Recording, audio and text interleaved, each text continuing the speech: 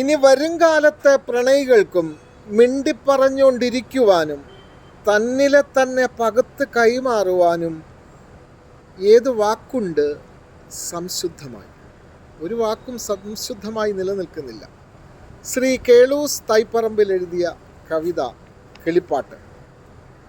നഷ്ടപ്പെട്ട വാക്കുകളുടെ, നഷ്ടപ്പെട്ട കാലത്തിൻ്റെ ഓർമ്മകളാണ് അതിൽ തുളുമ്പി നിൽക്കുന്നത്. ആ കവിതയിലൂടെ ഒന്ന് പോകാം. കിളിപ്പാട്ട്.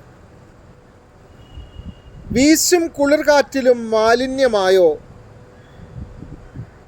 കണ്ണാടിക്കടവുകൾ മലിനമായോ, ഉറവകൾ തെളിനീർ സ്രോതസ്സുകളും മണ്ണും ആകാശവും മലിനമായോ, മഴക്കാടുകൾക്കൊക്കെയും തീപിടിച്ചോ, ഭൂമി അമ്മ ദൈവത്തിനും പൊള്ളലേറ്റോ, മാനുഷിക ബന്ധങ്ങൾ ദുഷിച്ചു പോയോ, മാതൃപിതൃ ബന്ധങ്ങൾ അന്യമായോ, വഞ്ചക പരീക്ഷകൾ നിത്യം പ്രയോഗിച്ച് ഭാഷയിൽ പോലും വിഷം കലർന്നു. വഞ്ചക പരീക്ഷകൾ നിത്യം പ്രയോഗിച്ച് ഭാഷയിൽ പോലും വിഷം കലർന്നു. ഇനി വരുംകാലത്തെ പ്രണയികൾക്ക് മിണ്ടിപ്പറഞ്ഞുകൊണ്ടിരിക്കുവാനും തന്നിലെ തന്നെ പകുത്തു കൈമാറാനും ഇനിയും ഏത് വാക്കുണ്ട് സംശുദ്ധമായി? ഇനി വരുംകാലത്തെ പ്രണയികൾക്ക്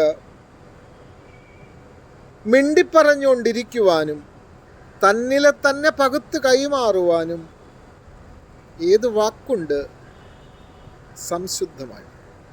തന്നിലെ തന്നെ പകുത്തു നൽകണമെങ്കിൽ നല്ല വാക്കുകൾ വേണം. പക്ഷെ അത്തരം സംശുദ്ധമായ വാക്കുകൾ പോലും അന്യമായി എന്നുള്ളതാണ്. പാടുന്ന കവികളെ, കിളികളെ, നിങ്ങളെങ്കിലും പാടിപ്പറഞ്ഞതായോ?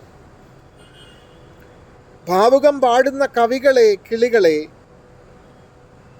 നിങ്ങളെങ്കിലും പാടിപ്പറഞ്ഞതായോ? കിളിപ്പാട്ടിൻ്റെ മണ്ണാണ് മലയാളം. അപ്പോൾ കവിതയിൽ ആ ഒരു പ്രമേയത്തെ അദ്ദേഹം സാക്ഷാത്കാരം ചെയ്യുന്നുണ്ട്, അല്ലെങ്കിൽ നമസ്കരിക്കുന്നുണ്ട്. അതുകൊണ്ടാണ് ആ കവിത അവസാനിക്കുന്നത് ഇങ്ങനെയായത്.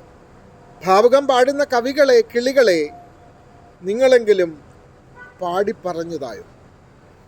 കിളി പറഞ്ഞു തന്ന തത്വങ്ങളാണല്ലോ നമ്മുടെ രാമായണത്തിലടക്കം തുടിച്ചു നിൽക്കുന്നത്. അതുകൊണ്ടാണ് ശ്രീ കേളൂസ് തൈപ്പറമ്പിൽ കിളിപ്പാട്ട് എന്ന പേരിൽ തന്നെ ഒരു കവിത എഴുതി അതിൽ നഷ്ടപ്പെടുന്ന നമ്മുടെ പ്രകൃതിയുടെ നന്മകൾ, നമ്മുടെ ഭാഷയുടെ സൗന്ദര്യം, ഇതൊക്കെ പ്രമേയമാക്കിയിട്ടുള്ളത്.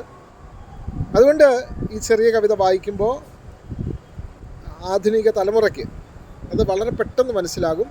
പഴയ തലമുറ പറഞ്ഞു വെക്കുന്ന ആ സത്യങ്ങൾ, ആ നഷ്ടങ്ങൾ ഒക്കെ ബോധ്യമാകും. അതുകൊണ്ട് കവി അവസാനമായി പ്രാർത്ഥന എന്നോണം ആ കവിത സമർപ്പിക്കുന്നത് അങ്ങനെയാണ്.